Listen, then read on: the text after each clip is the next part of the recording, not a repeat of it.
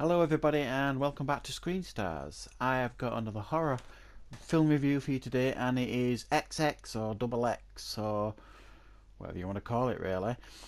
And it's another one of those horror anthology type movies. Very similar to VHS, Trick or Treat, things like that, but the horror anthology movies are movies that I've grown up with right from the 80s, like Creepshow. I've such an affection for that, and things like Amazing Stories that Spielberg used to do in the 80s.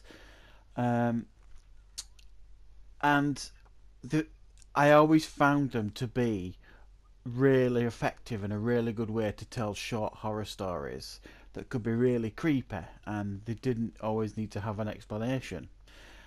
So I quite like watching horror anthology movies. So every time there's a new one comes out, I usually give them a sneaky look to see what they're like. And if you like, the selling point to this, whether you like it or not, is the fact that they were all directed by women, and that to me it shouldn't be a selling point. It doesn't really matter if it's a male or a female that directs a movie. To me, as long as it's good, it doesn't really matter.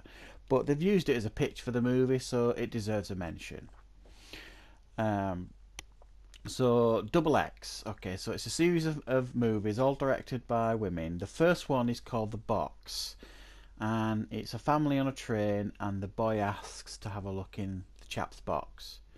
Doesn't show you what's in it, but it obviously affects him very deeply what he sees, because he loses his appetite completely, and he will not eat, and the parents worry and keep worrying, and he literally will not eat anything, and it's going on for days and days and days and days and days. And then it starts spreading to the rest of the family because he kind of whispers something to them. So that's all I won't spoil any of the stories or anything. So that's all I'm going to tell you about the first story, and it's actually really quite creepy.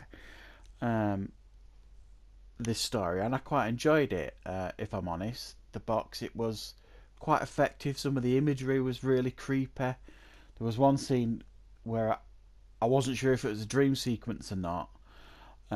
When I first saw it, the scene, and it was really freaky actually.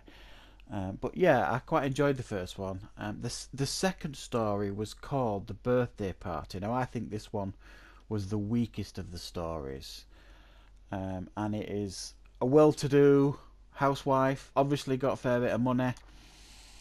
It's her daughter's birthday. She's got to get everything ready and arranged, and everything starts going wrong in a fairly sinister way, I suppose you could say.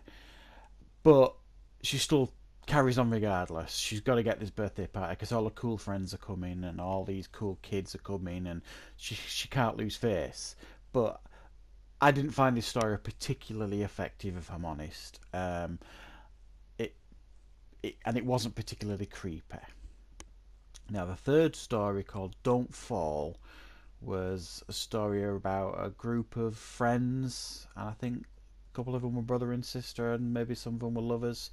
Wasn't 100%. I think one of them certainly were brother and sister. They're on like this hiking holiday.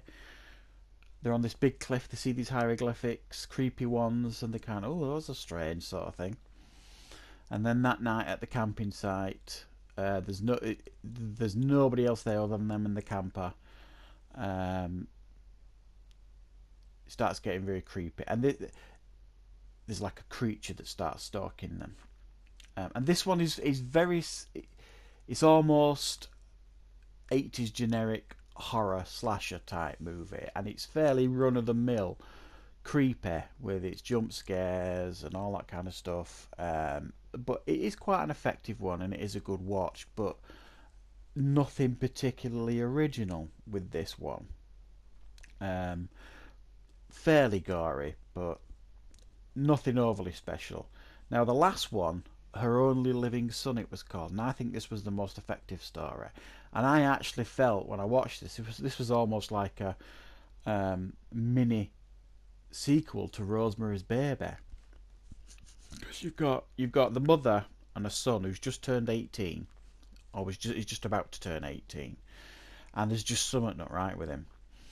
Um, he he likes torturing animals, and there's just loads of creepy stuff. She finds all these like toenails under his bed, and all these people are protecting him, but they're being really creepy about it.